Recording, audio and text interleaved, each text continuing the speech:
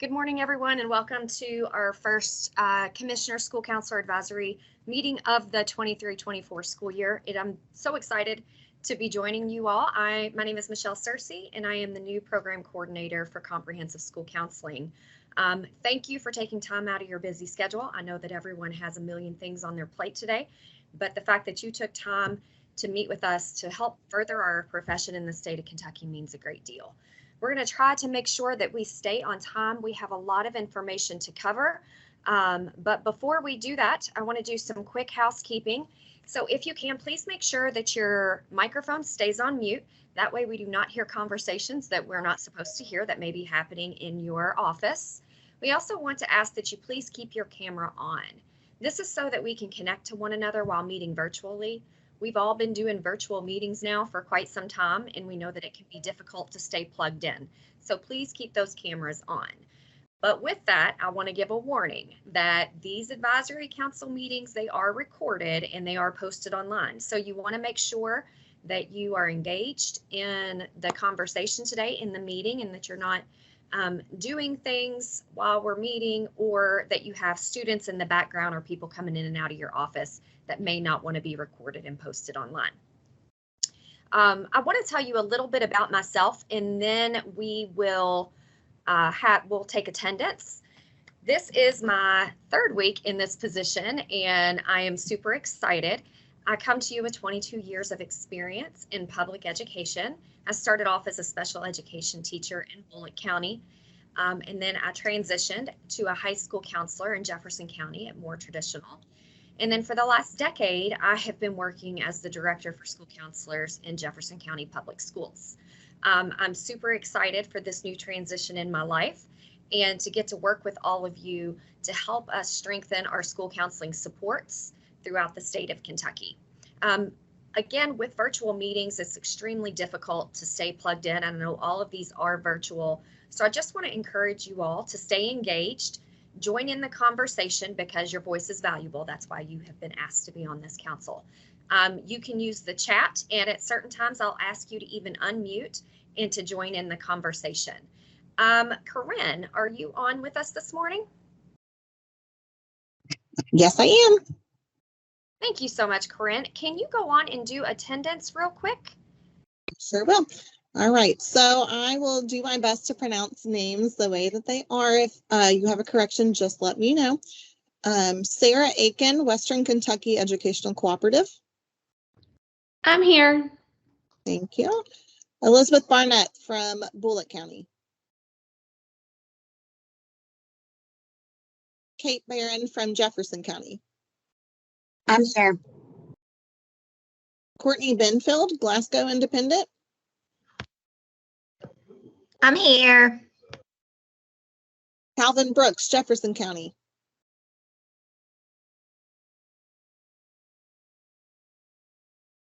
Alicia Bush, Warren County. Good morning. Morning. Rachel Caswell, Fort Thomas Independent. I'm here. Good morning. Thank you.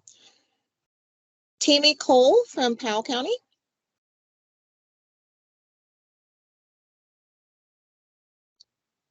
Strazzy Collins from Jefferson County.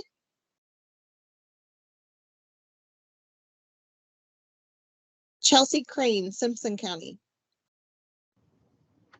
Hi, good morning. It's Chesley. Chesley, I'm so sorry. Thank you. You're good. Scott Danner from Union County. I am here. Thank you. Camille DiStefano from Caverna.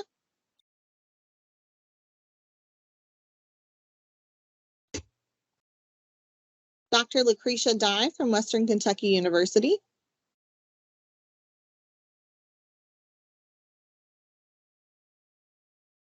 Beth Fleming, Davies County. I'm here. I'm actually in Hopkins County now. Hopkins County. I will change that. Thank you. Okay. Kelly Fox, Boyd County. I'm here. Thank you. Fatima Fusen from Whitley County. I'm here. Suzanne Gibbs from Corbin Independent.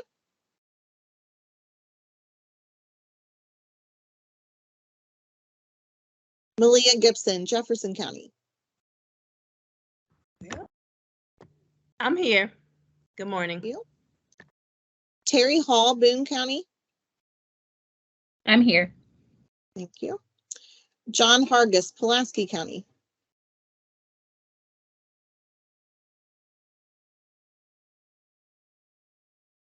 Travis Kern, Bergen Independent. Here. Thank you. Mary Lewis, Berea Independent. Good morning, I'm here. Thank you. Julie Link, Russellville Independent. Hello, I'm here. Thank you. Jessica Longland from Boone County.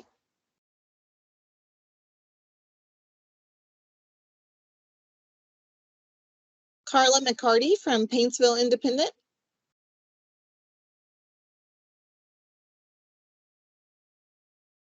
Carrie McGrath, Clark County.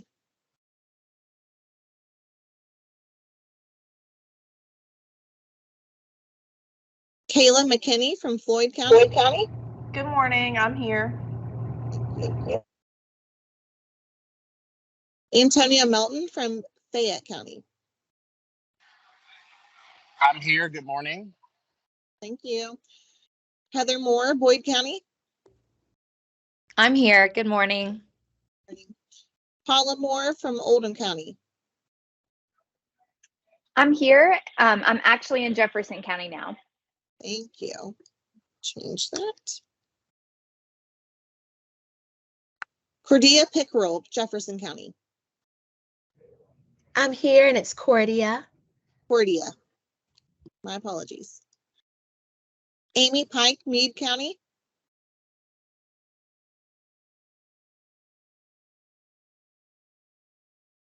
Santina Plotner from Ohio Valley Educational Cooperative. Good morning, I'm here. Thank you. Garrick Lee Ratliff from Craft Academy. I'm here. Thank you. Meninja Reynolds from Jefferson County. It's Manesia. Manesia. Yeah. Thank you. Uh-huh. Mindy Rose, Callaway County. Hello, I'm here. Thank you. Stacy Russell, Boone County.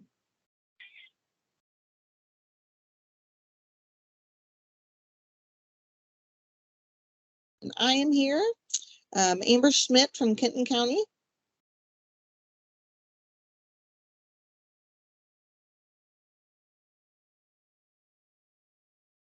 Carl, I am so sorry. Shone Seigel Shane from Siegel. Graves County. What is it? I'm so sorry. Shane Siegel.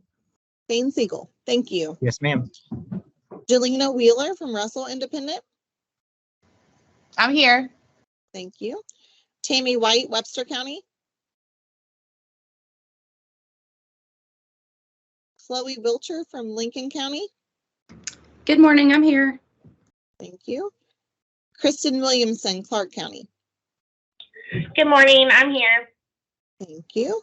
All right, that is the end. Is there anybody's name that I did not call?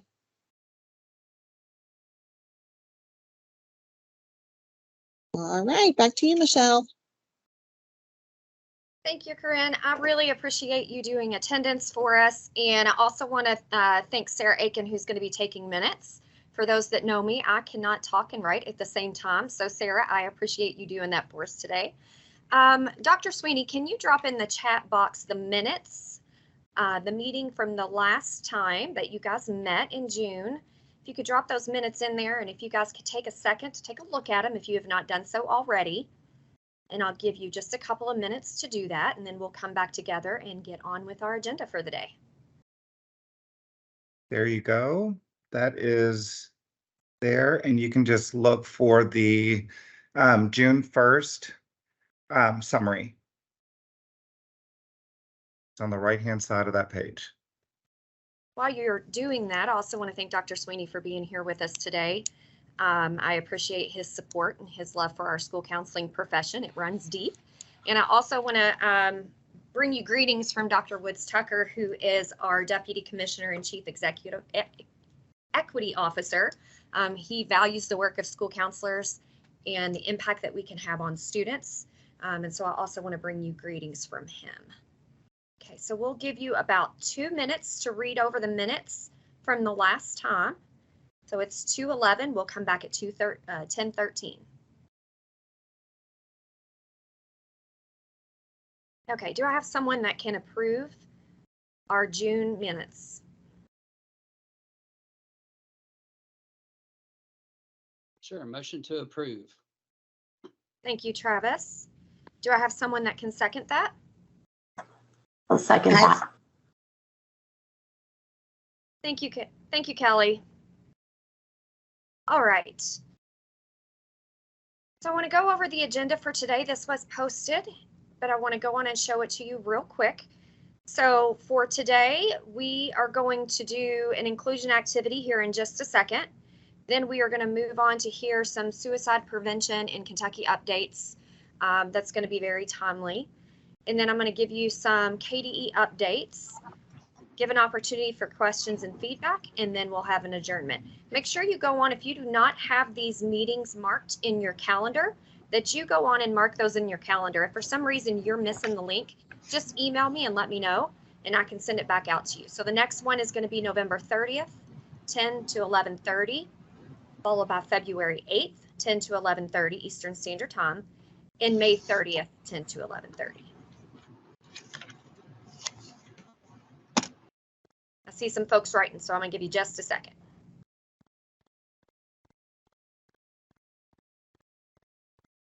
All right. So since this is my first meeting with you all, I would love to get to know you a little bit better. So what our inclusion activity is going to be this morning, you guys have all said your name and your district. If you can, go on and drop in the chat box the level that you serve as well. And then either you can unmute or you can drop it in the chat box. I would love for some folks to unmute. What is one word that describes how your school year started this year? One word.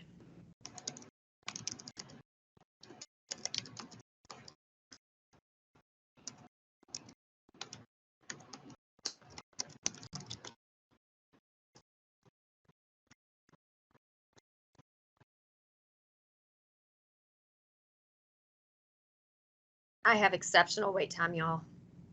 Somebody unmute for me and give me one word that started your school. I'll say positive. Thank you. I would say flexible. Flexible, positive. I'll say weird. That's how I would start it with Jefferson County. I think that would, yes. Thank you for sharing. Yes. I would say My word was eventful. comfy. Isn't that always the hardest thing with any type of virtual call? You don't know when to jump in and when someone else might be talking. Go on and give it one more try. I said eventful. Eventful. I'm in Lincoln County, so I don't know if you all saw the news yesterday. So I'm going to just say wild with all of the words that goes with that. Chloe, I would say it. Oh, I'm sorry, I was just gonna say, Chloe, I did not see the news. I will definitely go look for that. And if there's any way I can support you, let me know. I would say eventful as well, and wild. Those are both great words. Thank you. So I would have to agree. My start to my school year has been very different. But we heard things all across the board. We heard some people say that very positive words. Other people use some words that might think it was a little rocky, a little bumpy. And so we all have these different places where we're starting the school year. So I've got a picture here of some runners bending down, getting ready to start the school year. Now, before we get started in the school year, typically we're pretty excited. We're pumped. We've been ready. We've been practicing. We've been training, and we're ready for the kids to come back. Most of us. And then we all get started on this race, and some of us had bumpy starts. Some of us had smooth starts and inspirational and exciting starts. But the big thing is no matter how your race started, at some point in the year, you're going to need support. You're going to need help from your colleagues. You're going to need some encouragement from your teammates. You might even need someone to take over for a little bit while you catch your breath, which is completely okay. That's why we have teammates and colleagues.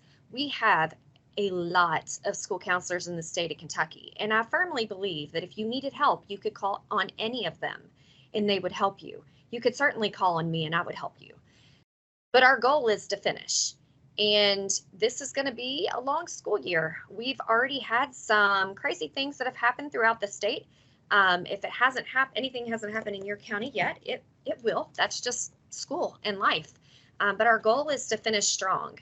And so what this advisory is really meant to do is for you guys to give me feedback, to let me know what do you need to help you finish strong, but then also to support one another and share ideas on ways that you have found to finish the race. What things that you have done, not only to help you finish the race, but help your students and staff to finish too. So thank you for joining with me in that inclusion activity. Feel free if you want to go on and drop in the chat, you don't have to, but if you want to drop in the chat some things that keep you inspired to help you finish the race strong when it starts to get difficult, feel free to do that. Just a second. All right, as you all know, September is National Suicide Prevention Month, so I have asked Beck Whipple and Megan if they would come here and give us some updates on suicide prevention in the state of Kentucky. Like, what does it currently look like, the landscape for the state of Kentucky, especially as it compares to other states. So Beck and Megan, are you with us this morning? Yes, I'm here, Megan. Yes, it's great to be with you all this morning. Absolutely. Thank you all so much. I know your plates are exceptionally full. We appreciate you coming and joining us today, but then also sharing your wisdom with all of us. I am going to stop sharing, or I'm going to try to stop sharing, and that way you can share your screen if you'd like to, and you can click through your presentation at your own pace. Absolutely. Thanks, Dr. Searcy. And, such an honor to see you in this position. And, we've worked for quite some time together in your role at JCPS. So I'm excited to work with you and Dr. Sweeney and everybody else at KDE. So my name is Beck Whipple. I am the statewide suicide prevention coordinator at Kentucky Department for Behavioral Health, Developmental and Intellectual Disabilities. I have been in this role for over 4 years now, and I would say my fastest learning curve is the school system. And so thank you all for the grace and space that you showed over these last 4 years. And I'm joined today by Megan Martin, who's not at the department, but is helping us and within the department kind of think through our suicide prevention efforts, especially as it relates to the school.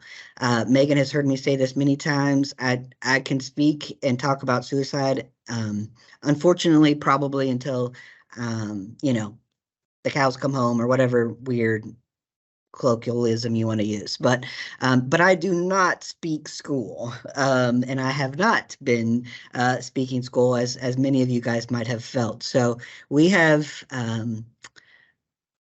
acquired through some grant funds access to Megan Martin's time and wisdom and her ability to speak both mental health and school systems. So Megan is here today to help us and the big us kind of think through what is needed. So the way we're thinking through today is really just to give you all some kind of data. Unfortunately, what a suicide death looks like in Kentucky over the last couple of years related to our youth. We'll also talk a little bit about some structural changes that have happened within DBH-DID, which is the department that we're in. We're sister departments to our KDE folks.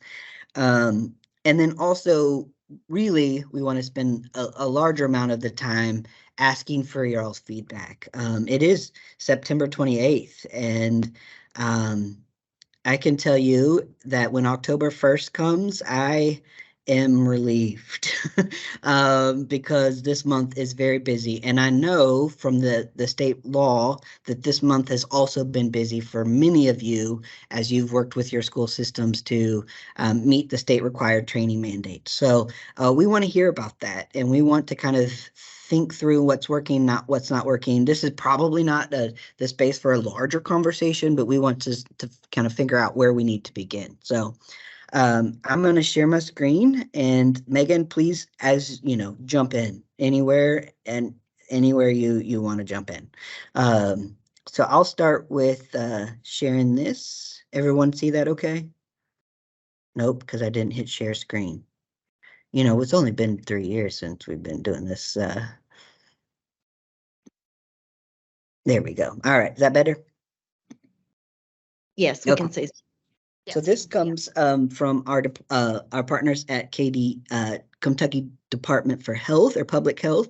They've pulled this data for us. And again, this is not going to be a lot of new news. And for those of you who maybe have had kids in the last couple of years represented on as a part of these numbers, I hope that you take good care of yourself as we kind of look through these. And mostly what I ask as we go through this is to look at mostly points of intervention and points of where can we use this data to kind of get strategic in our approach to reducing suicide for our young people.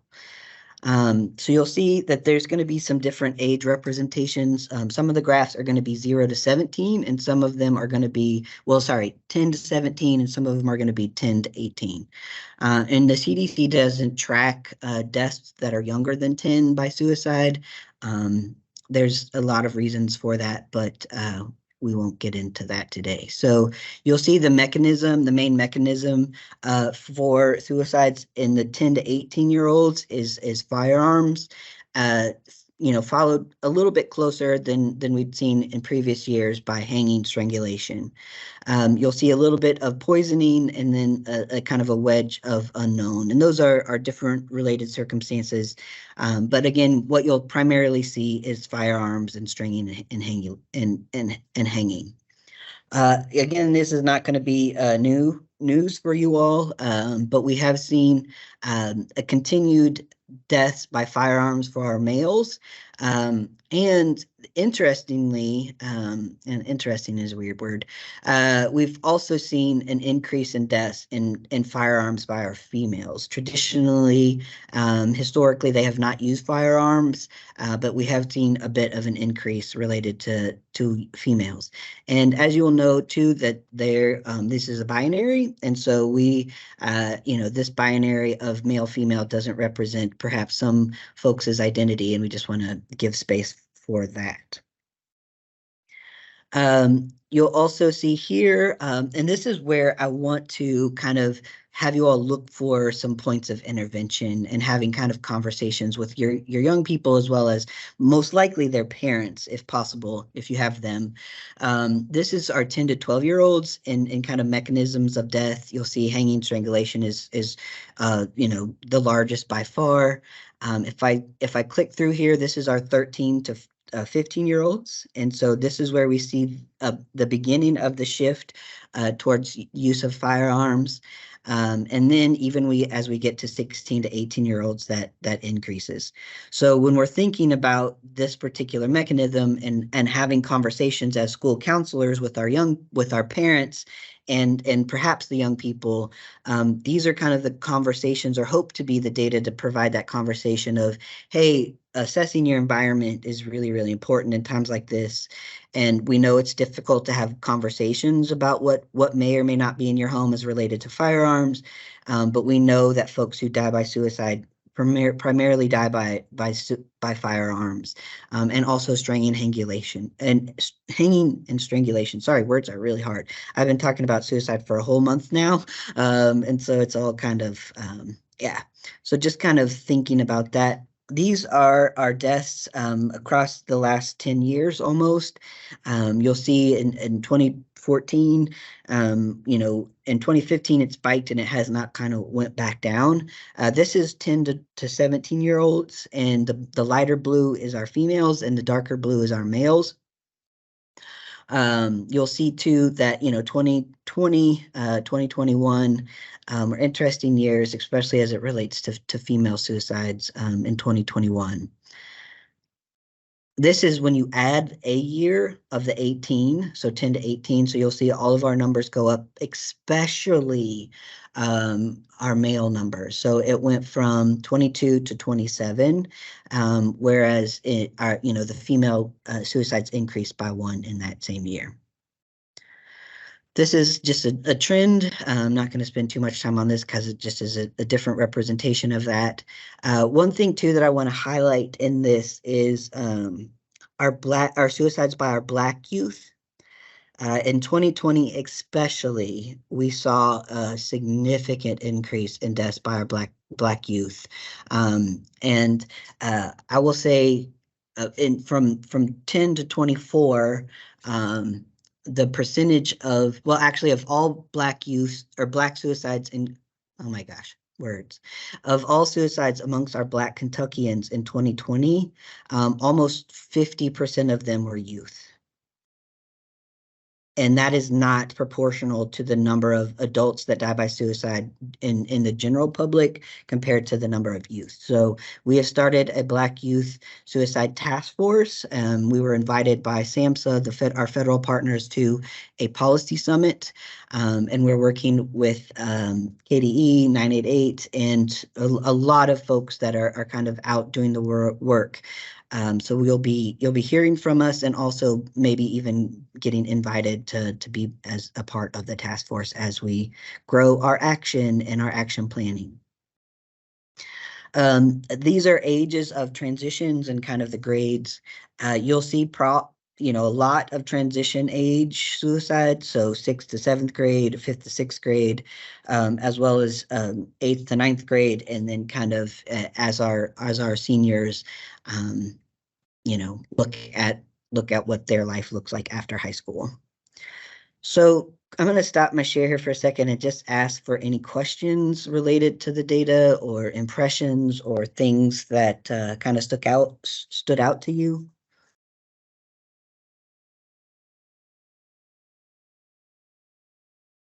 Beck, the information on the Black youth in Kentucky that have died by suicide is extremely alarming.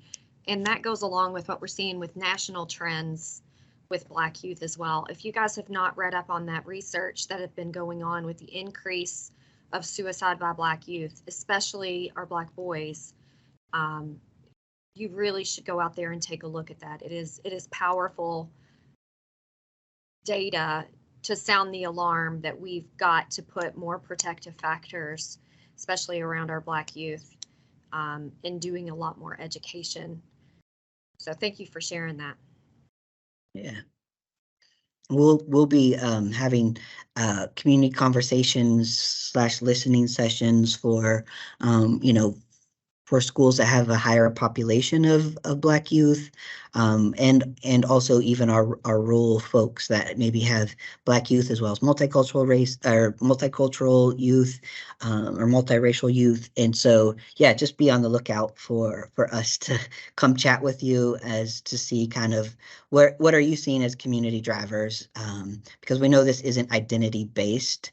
We know that, it's not the identity itself that is at risk. It's usually the way that we interact with identities, and the world interacts with identities. So we want to kind of help understand that a bit better. Other questions, thoughts, impressions from the data? And this does not show the attempts. This is probably where you all have felt the biggest weight is in the number of kids who are having mental health crisis and suicide ideation. That is where I'm sure you all have felt that most. And so we didn't even include that because we kind of know that you all are living that currently and have been the last 3 years. So I'm going to now pause like a good facilitator who asks questions and then stops. I was just thinking about, we do a transitional program for 6th graders that are coming in from 5th to 6th grade. but it just made me think how important it would be also to do a parent informational program about how these transitions can be extremely difficult and what they should look for and what they should do, since there is an increase of suicide with those transitional periods. Absolutely. And some of the materials that my colleagues and I have made recently related to that, I'll offer you all a QR code and a tiny URL to use any of that to help raise awareness. So thank you for inviting that conversation with your parents. One of the things that is unfortunately part of my job, and I shared a bit with Megan about, is I attend the child fatality reviews across the state when an unnatural death occurs. That's reviewed by a group of folks.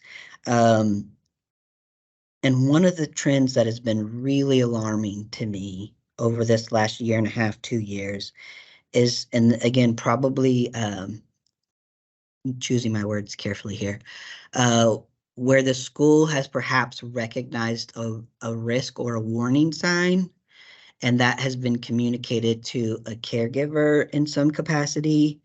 And maybe that information isn't received in a way or given in a way, or, all of those kind of things where maybe the caregiver has stigma related to mental health or their own thoughts or kind of relationship with mental health.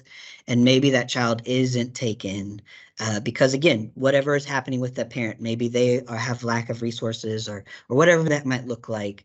But those youth are had not been taken to kind of advanced medical care, advanced clinical care, and they ended up kind of passing from suicide. So that is something I'm really worried about, and really encouraging relationships with parents in the sense of who is the best person to talk to parents, to increase this awareness of risk and, and not only the risk, but like what to do about it and how to manage your own fear, anxiety, all of those kind of things. So, and this might not look just like the school, right?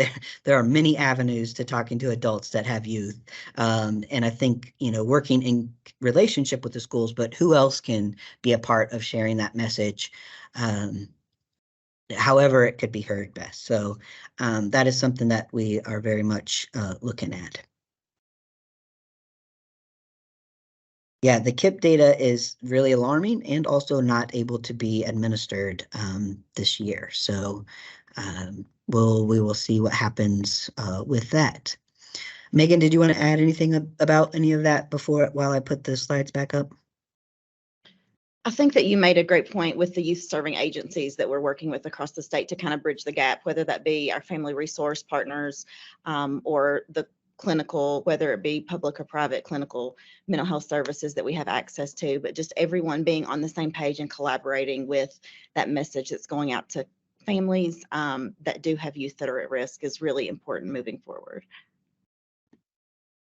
And one thing I will really encourage, especially school counselors, which we're talking with you all today, is look at your relationship with your school nurse. And, regulations say that a person has to talk to the parents or caregivers if a kid has been recognized as risk for suicide, and kind of thinking that like who might be the best person to talk with that parent. And if you're already involved in that student's like disciplinary or academic, like maybe asking and supporting those other folks in your building to kind of support you in that. And so we've worked with a lot of incredible school nurses that have spoken with parents, and that message just lands perhaps differently than coming. So I'm just as an invitation to think about who could be in your school building the person that could best relay that information with all of the dual relationships that you all have, or dual roles, all of that. So just to think through that. All right, going back to, and I'm not going to spend a ton of time on this PowerPoint because cool thing is available to you. We have created an online kind of directory of resources for you all to use, in addition to the things that you use like Erica's Lighthouse or any of those kind of materials. We have increased our team, so it was just me for many years, and now we have a team of like 5. So we are really, and one of the people that you all will work a lot closer with is her name is Brittany Young. She's my colleague. She's worked with Megan as well, and through some grants also we have Becky Banks, and those are the 2 folks that are really working in our school space. So I want to give you all a second to scan this QR code. This is, it's called Binder. It's our online kind of platform where we store a bunch of materials and resources. And it's available free for you all to download, use any parts of the pages, whatever you want to do with this. There also is a PowerPoint that I'm using currently to help you talk with your administration, to help with you talk with your school board, any of those things that anybody, you can use this to kind of to speak with about. So we're trying to give you more concrete materials, resources to be able to have these conversations with the people that you're interacting with. So this is a whole directory of things, and this one PowerPoint that I'm sharing now is just a part of that. And we encourage folks, Megan has taught me a little bit about when schools start to plan their school calendars. And so when you get into your January, February, I know you all are just kind of getting into the school year, but when you're getting into your January and February and putting your 2024-25 school year calendars, let us know then if you'd like help administering or supporting you in doing your school planning, because that gives us a lot more time than just a couple weeks in August and a couple weeks in September to support you. Because we're here all 12 months, turns out. We're here not just during Suicide Prevention Month, we're here all the time. So we encourage folks again to do a little bit more planning and preparing. This is not new materials for you, so I'm not going to go through it. I just wanted to showcase that it's available to you all now. This is the toolkit that we created. This is for you all to plan for your schools. Like what trainings are you doing? I know there's been a big use of Erica's Lighthouse recently, which is not on our toolkit. We've taken it off for some reason, or it's fallen off. But we are re-examining any of those kind of things. And the thing I want to think through most is how you're planning for that, and what priorities are you pulling into your planning? Is it something that needs to just be done, or how can we do it kind of in a comprehensive way of doing it a couple times a year, or combining it with our SEL efforts and school climate change work? So just want to kind of think through that. And also involving our youth and parents in the planning, I think will help with some of the buy-in and also the active consent that may be needed to kind of do this. Because what we've heard from our youth and the lieutenant governors and the KDE school council or school youth council is that, what's been done isn't really working. It's kind of fallen short with like the videos and all of those kind of things. So we're hearing that at the department, and we also want to be in more conversations with you all as to how to do that and do it better and get their involvement in it. So how can we balance evidence-based as well as an interactive and all of those kind of things? We've also been working a great deal on the comprehensive approach to suicide. So not just prevention, not just, what trainings do we do, or, what our suicide care pathway or early identification referral, but what does that look like as far as planning for an unfortunate event before the unfortunate event happens? You all do this all the time with your fire drills, your earthquake drills, all of these, preparedness is a part of your school planning. So let's think about how to do postvention and how to do pre-planning for postvention as we kind of get through. And that's where we've really been kind of spending a great deal of our energy, because when you get that done, it's the hardest to do. Postvention planning is the hardest to do, to put yourself in that place of thinking about one of your young people dying and planning for that. It's difficult. And when you do that, you usually don't have to do it again. You can just review it. and update the people and the places and the names of folks that might be involved. But so one of the things we did want to mention, and Megan's really helped me think through this. Like a couple more minutes. Do you have another meeting in you? Okay, sorry. Okay. So sorry about that. So yeah, is thinking about, what are you coupling your training with?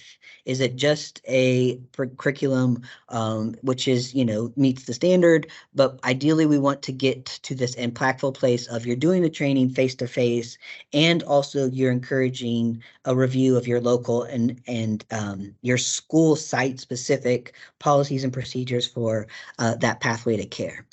So I'm going to, kind of, again, you all will have access to this PowerPoint, so I'm going to stop sharing. I'm going to scroll to the very last so you all can get this, but this is also where you can request technical assistance. So this is available as well. But any questions, thoughts?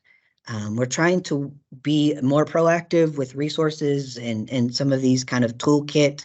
We have a mini lesson on kind of some social emotional learning things that are available. We're also working with the Council on Autism to ensure that works for a broader range of your students. But yeah, just want to now just think through, like, what do y'all need? Or Megan, do you have thoughts? And I don't know, Michelle, what's your hard stop time? We're good. We're good. Okay. Probably 11 would be the hard stop time. Beck, I'm wondering if I could share what our student advisory council, the commissioner has a student advisory council that he meets with, and they just met this week and talked about suicide prevention. Would it be okay for me to share that right now? Perfect. Yes, please. So, our student advisors, they talked a lot about, and these are 40 students from all over the state. So they're spread out, they're distributed very evenly. And our students overwhelmingly said that the videos are not working, especially when we show the same videos every year, that they check out, they don't pay attention, and that the information almost becomes stale. Our students have a very short attention span, and that also goes along with education and training. They said that what they get the most out of is interactive lessons that they can have. When they can talk to an adult and have dialogue and conversations back and forth, they said that is the most beneficial. Another thing that they mentioned was the need for this to be an ongoing topic in their schools, not just a beginning of the year conversation.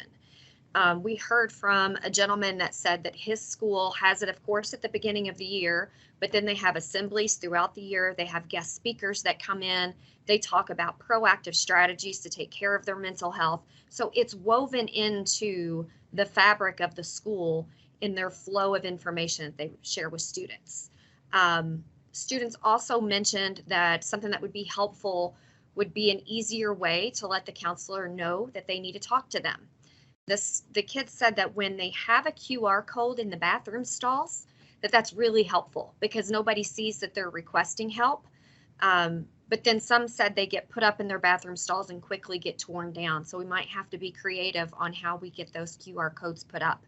They also said it would be helpful if a form to see their school counselor for mental health or suicidal ideation was separate from the form for academic and college and career.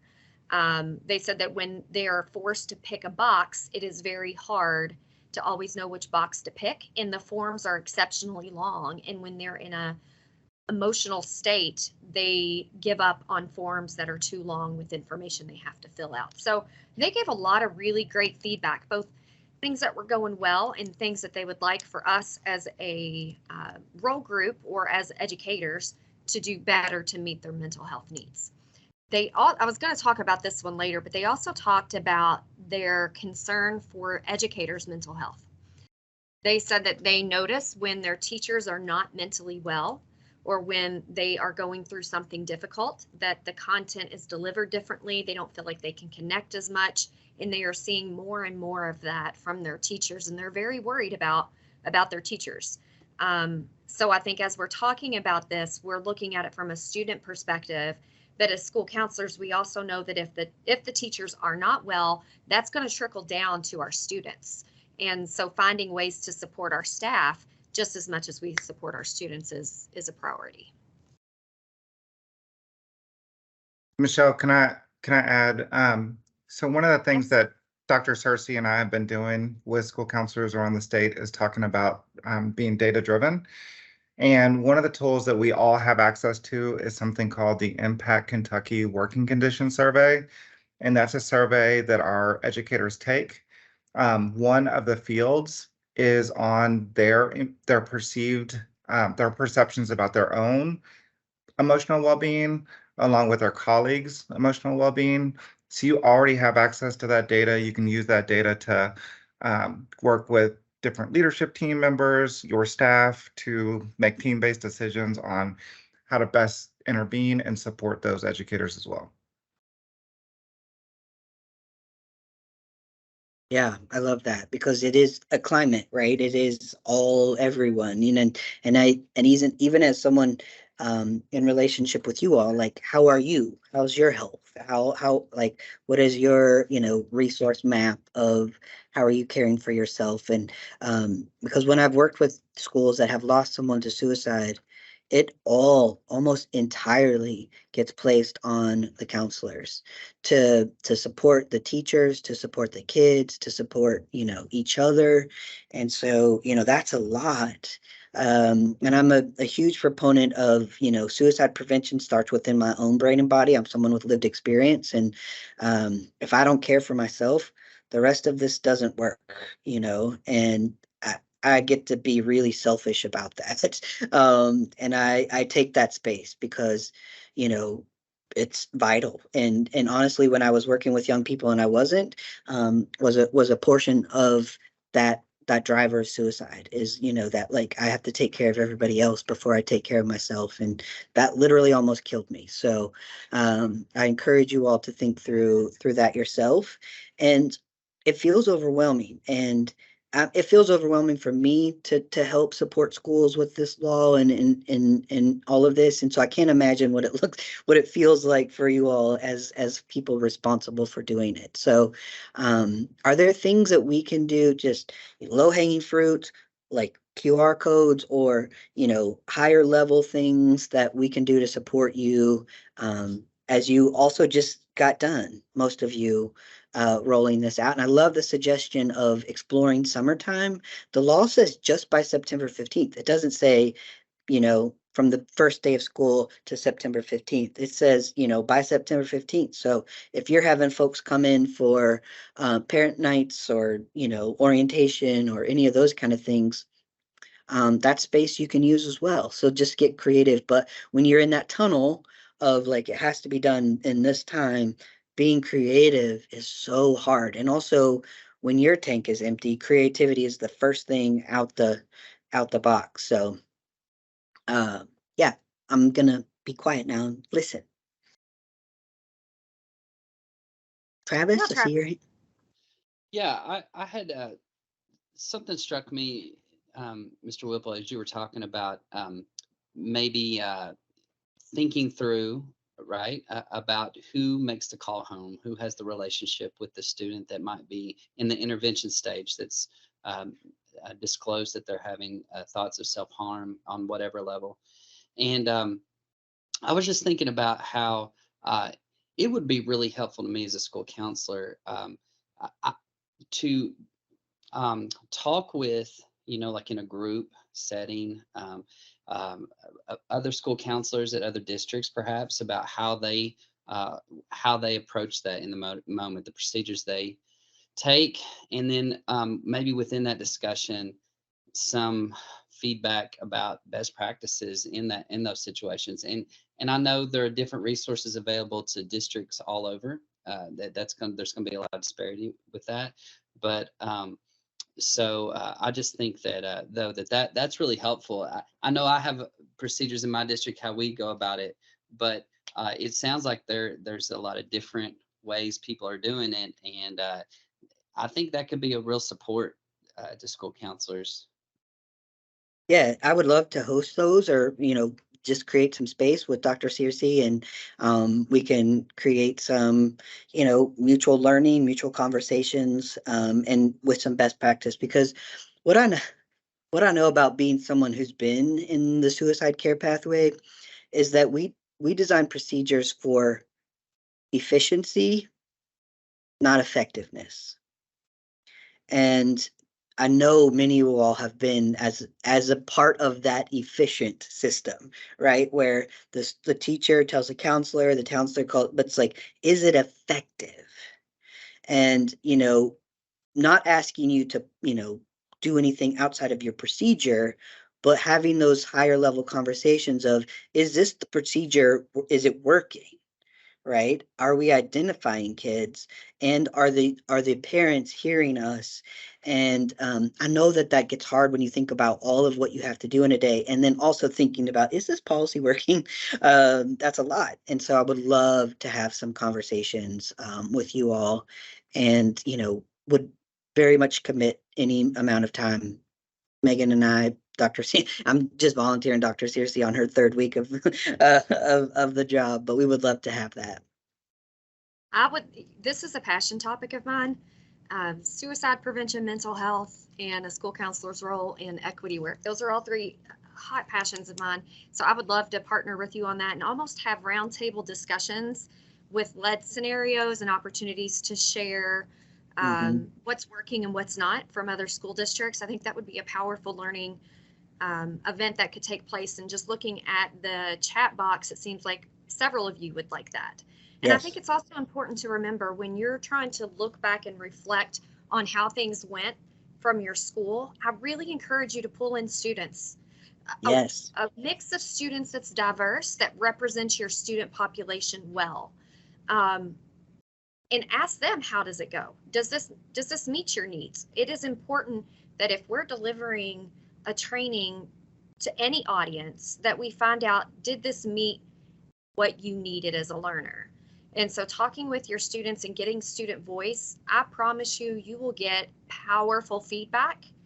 And hopefully you create that space where kids feel like they can tell you freely how they're feeling. So maybe even just a few students at a time. Right.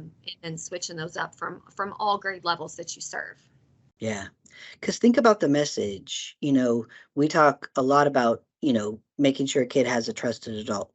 Like, how many of us have had so many of those conversations about asking kids, teaching kids about trusted adults.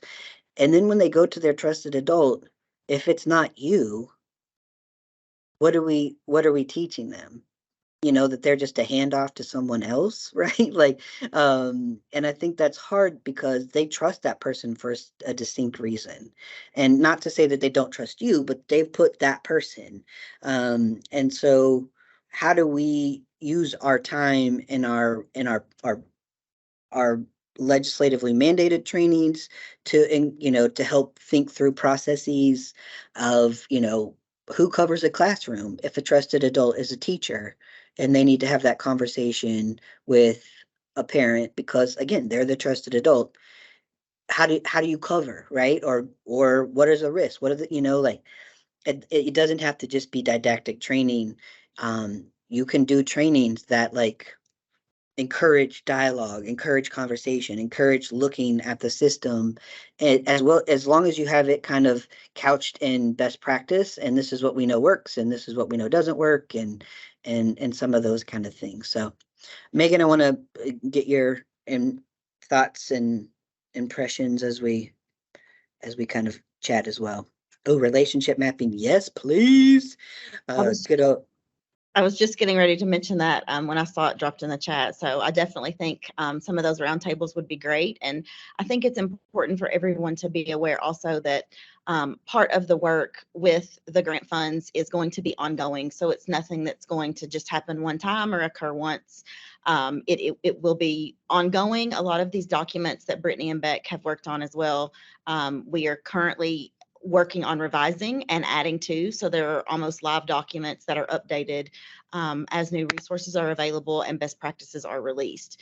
So I think that's important for everyone to be aware of as well. Yeah.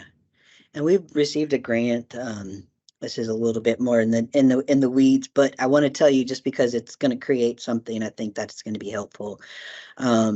We are modeling in 4 school districts having a specific district level suicide prevention coordinator.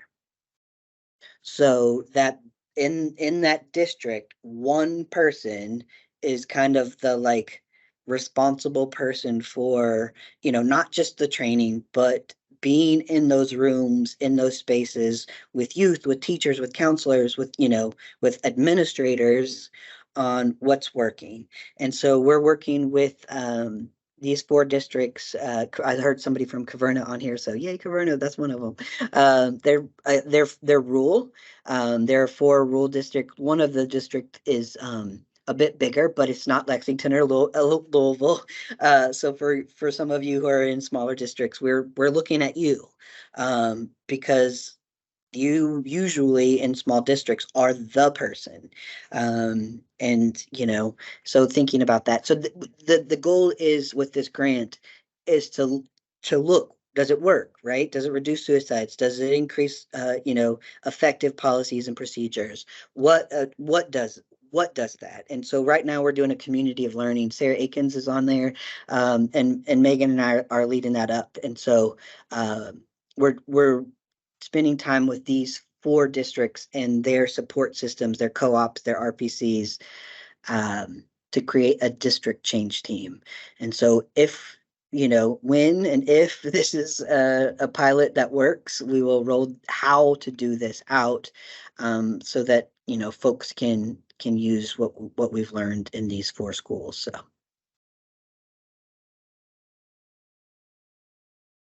I just wanted to, Courtney posted in the chat box, Courtney first, from an educator that's lost students to suicide. My heart goes out to you and your school family, as well as the students' family.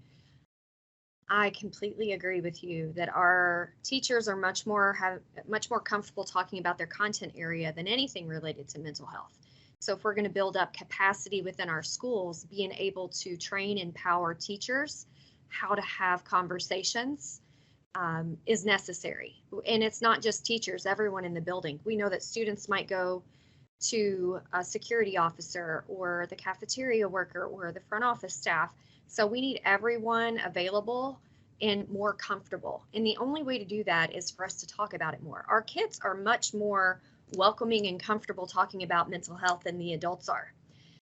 You can use some of this data that Beck and Megan have shown, take that back to your principal as to show why we need to have more conversations. Ask to be on the agendas for your teacher meetings. Ask to have some type of after school meeting where you can support and help talk with and through with your support staff on mental health and suicide prevention. The more we can get adults trained and comfortable, the much better we will be. Absolutely. And I'll just leave with 2 more things. The first thing is we have to unpack and let go of that talking about it plants the seed. Talking about it relieves isolation. Talking, you know, like, again, there's a way of talking about it without glamorizing it, without, like, you know, making it an attractive option, but talking about it and talking about it compassionately and empathetically and in a way that, you know, invites future conversations. I didn't wake up 12 years ago thinking I would be the one that would almost die by suicide. I didn't wake up thinking that, but, you know, here I am, and that only happened because of the people in my life. And so just really thinking about how we talk about it, when we talk about it, are we allowed? So unpacking that, like, if we talk about it, it's going to plant seeds. We have to let that go, and we have to work with folks to really let that go and be really direct about it. The last thing I will leave you with, as far as coming from our department, is we have received some funding from our public health partners to essentially create a student or staff suicide death response team. And so what I've been calling suicide deaths is the no casserole deaths. No one comes to support you. No one comes and brings you casseroles. There's no, like, food treat, nothing. And so what we're trying to do at the state is bring you casseroles. And as the counselors, you are asked to do that. And any of you have that experience, you know, I'm trying not to trigger you right now. But what we want to do, Megan and I included, and folks that we have vetted and we know and we trust will come and support you after. So what does that mean for how to have conversations? What do we say? What can we say? So that is in the works. I've already done it with a couple of schools. Megan as well has been at several schools. So if you need us, and most likely we will have heard, you know, also about a death, Dr. Searcy and Dr. Sweeney as well, let us know. We'll be there. We want to bring the casseroles. We want to support you in supporting your folks, because you know, you can't pour from your own empty trauma cup, and, you know, let us kind of help. So yeah, just want to say that is coming, and also we are available. If that unforeseen thing should ever happen, you will not be alone in that. Beck and Megan, thank you so much. That is really exciting. I love that you are taking care of our caretakers, because when everything kind of slows down a little bit, then we're left with our own trauma and we don't always know what to do with that. So I think that is probably one of the best things and best ideas I've heard in a very long time. Thank you for leading that work. Thank you for being here with us today and for sharing such powerful information. Are there any questions that you have for Beck or Megan before we go on to the next topic? Please feel free to unmute your mic if you do.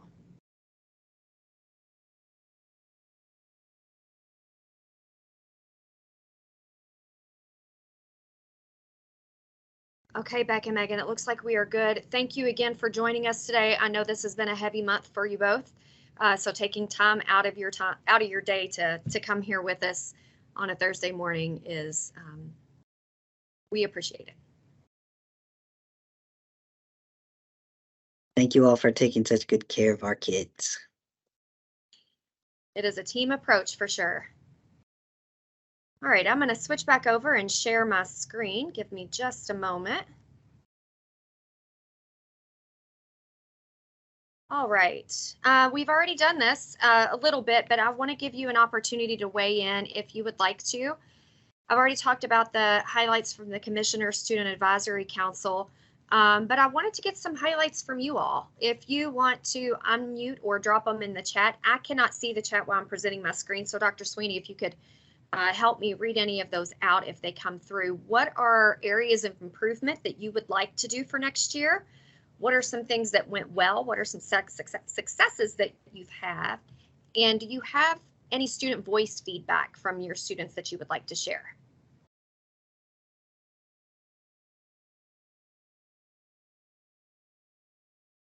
And again, you can drop those in the chat or unmute. I know for me, this is Manisha over at JCPS or Jefferson County. What I'd really like to see as far as for improvement is I feel like, you know, with us being such a big school, it seems really impersonal. Like we try to get our kids taken care of, and this is just one more check off the thing. And I'd like to see maybe next year us trying to find a way where we can like personally be in classrooms to help teachers, because they don't want to touch it with a 10-foot pole. So we just give a video, but I'd like to try to find some way to make it more personal. Thank you for sharing that. And I think some of it, you know, listening to Beck and thinking back on that is pre-planning. If we start planning for suicide prevention training in August, it's too late. As soon as your calendar drops for the next year, we know what the deadline is. It's September 15th. Can you and your counseling department, if you have a counseling department, stagger the grade levels? So perhaps if you have a really large school and you're the only school counselor in that school, or if it's even just medium size, if you're the only one, you might have to do the video that you teach and record your voice doing the lesson. And then have a small group in a hallway. Maybe you have 4 teachers that show it at a certain time and you're bouncing in and out of those classrooms. You know, I think there's really creative things we can do as school counselors, but it all comes back to pre-planning. So if you start at the beginning of August, maybe you do 1 grade level a week And that would give you some time to stretch it out and also not to weigh so heavy on your heart and mind as well. Thank you for sharing that. Anyone else want to share? I'm sorry. This is Mary Lewis from Berea Community. I want to share something that worked very well with my 6th grade students.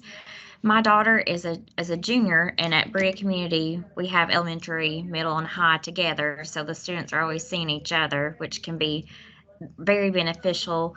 But she came and talked to my 6th grade students about her struggle with depression and anxiety. And it was wonderful. It was great to have an older student in front of them and trying to break the stigma, and they had questions for her. So that was something new that we tried, is to have a student perspective talk about their struggles and what they did and some coping strategies that they had. That was something that worked very well. Thank you for sharing that, Mary. Obviously, you guys would have to be careful doing that. We would have to get parent permission. I agree.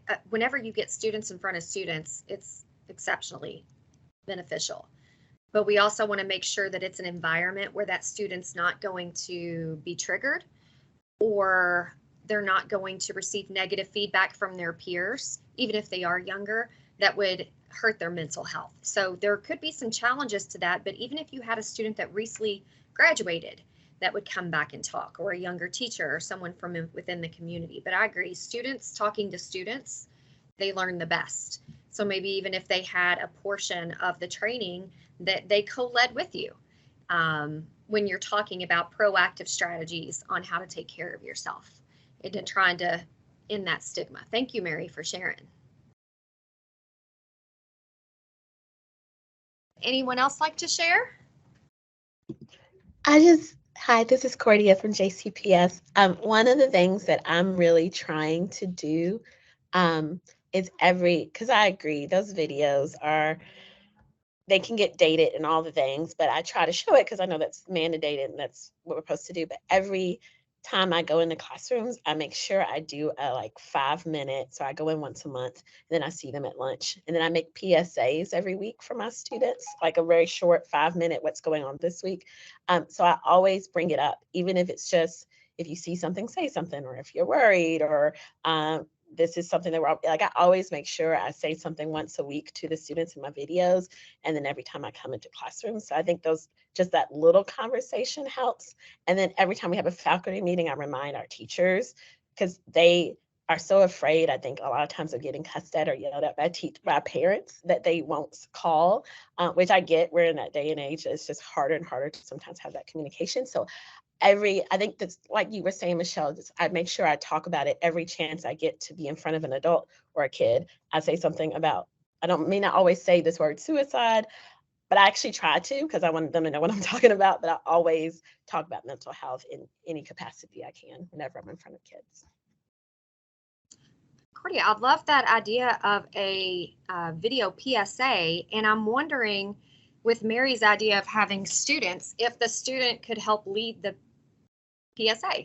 If you do a weekly PSA for students, pull in a student to talk with you and do some type of message that you want your students to hear, and always have some type of mental health component. It's a great idea. And I love merging those two together too. Dr. Searcy, I'm going to give you an update from the chat box. And then after the update, if you could also talk a little bit about what the students said about language on Tuesday and beating around the bush versus calling it what it is, that would be helpful. But Beth Fleming says that some of her successes that she saw this year were individual classroom meetings rather than brief teacher-led videos or communication. She also staggered grade levels, which worked well. This also opened doors for introductions and invitations to get to know the counselors, leading to important individual follow-up conversations. That also leads me to what students said about not really knowing who the mental health providers were in the school. And so what Beth is suggesting may help mitigate some of those issues and concerns. Yeah, absolutely. So what Dr. Sweeney's talking about with the student advisory, we had a couple actually that said that they felt like at their school when they talked about suicide prevention or they watched a video, they weren't using the word suicide. They would beat around the bush. They weren't being direct, which further exasperated the stigma around mental health. And they wanted their teachers, they wanted their mental health professionals in their school to be direct, call it what it is. They also talked about not always knowing who they can talk to, that they may have other mental health professionals along with the school counselor, but they don't know who they are. They don't know that they're there. They don't know the process for being able to talk to them. So I love that idea that Beth talked about making it a continuous thing. And she's constantly putting in her schedule to talk to students. So again, we come back to that calendar and planning component. These things can't happen if they're not pre-planned. And something that I've always said, if you don't fill your calendar, if you don't book your calendar, somebody else is going to. And if you have some of these big bucket items that you want to make sure that you get time with your students, making sure you have it on your calendar and you share it with your principal and staff so that they know what you're going to be covering. All right, we are down to our last 15 minutes, so I want to quickly go on to some upcoming training and dates that are available. For our school counselor advisory meetings, we already kind of went over this. These are the dates that we will have our advisories this year. You can take a picture or write those down. Those have already been sent out as well and are on the meeting minutes from the last time, so you can take a look at those. I want to take a few seconds to talk about some additional updates.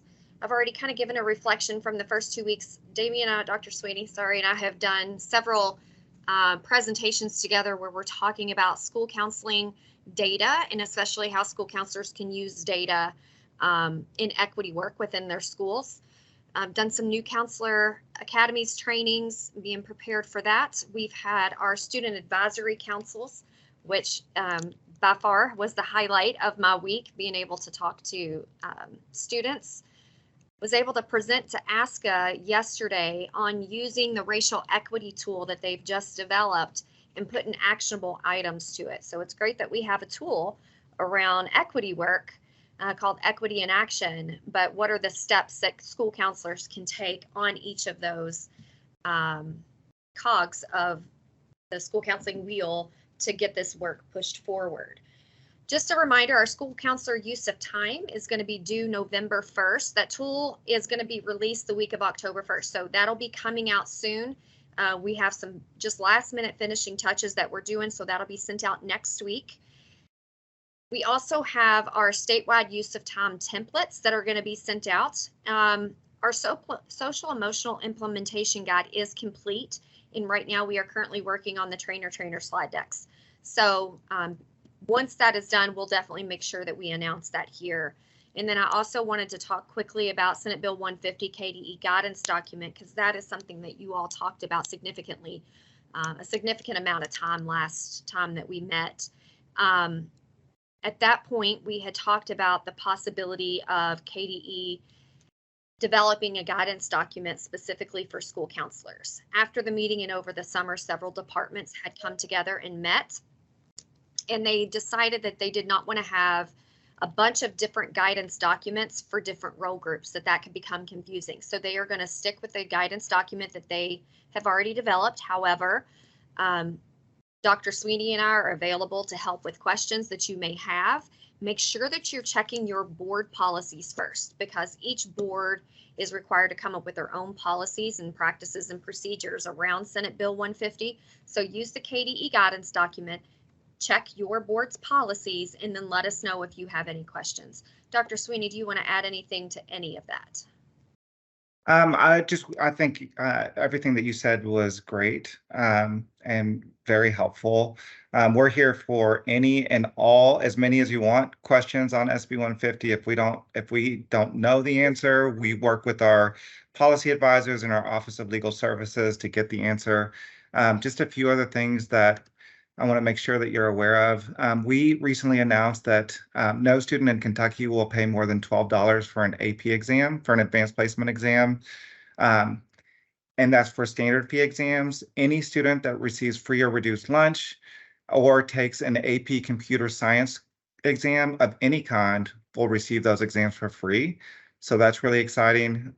We have received a lot of questions around early graduation. We just launched a new early graduation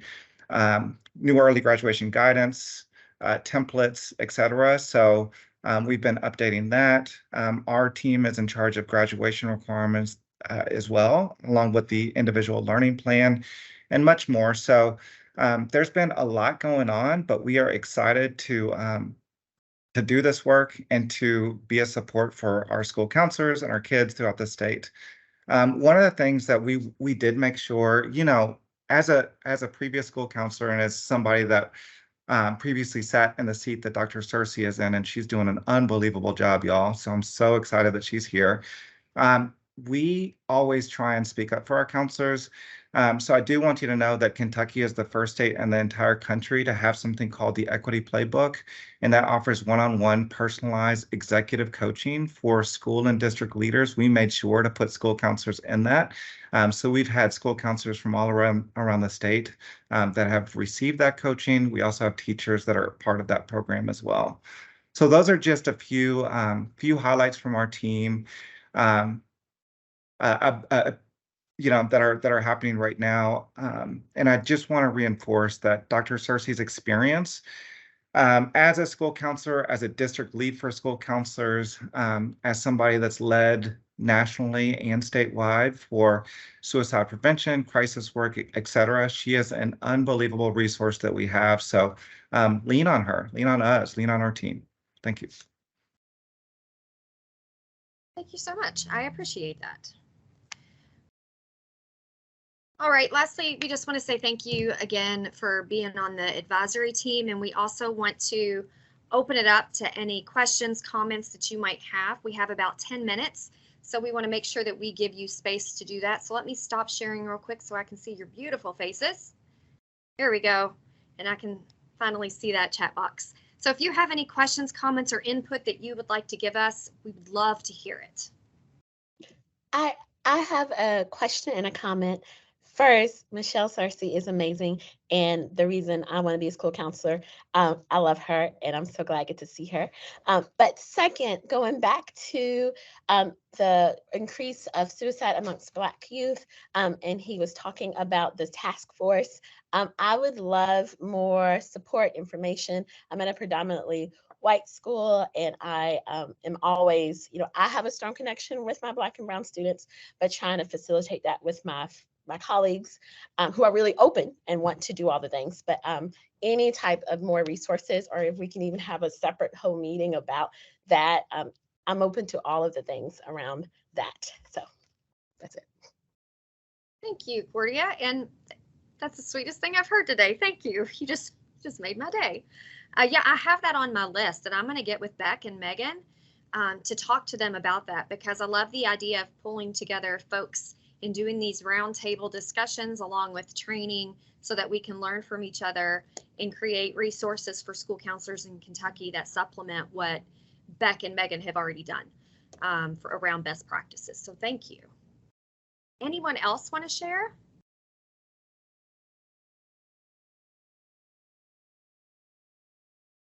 Also interested to see, Dr. Searcy, if there are challenges that counselors are facing that we can come together as a group on and discuss and possibly offer some solutions. Absolutely. Does not have to be just on mental health or suicide prevention. We know there's a lot of stuff going on throughout our state. So if there's something that you have questions on, need support on, let us know. If there's something that you would like for me to pull in for one of our upcoming advisory meetings, please reach out. If you don't feel comfortable doing it here, you can shoot me an email. I would love to hear from you.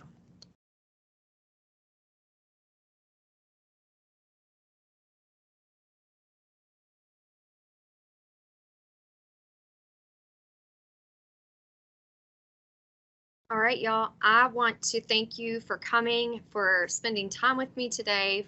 It is so nice to meet you all virtually. I wish it was in person. Maybe one day we'll be able to have that. All right, I hope you all have a great day. I will see you soon. Bye-bye.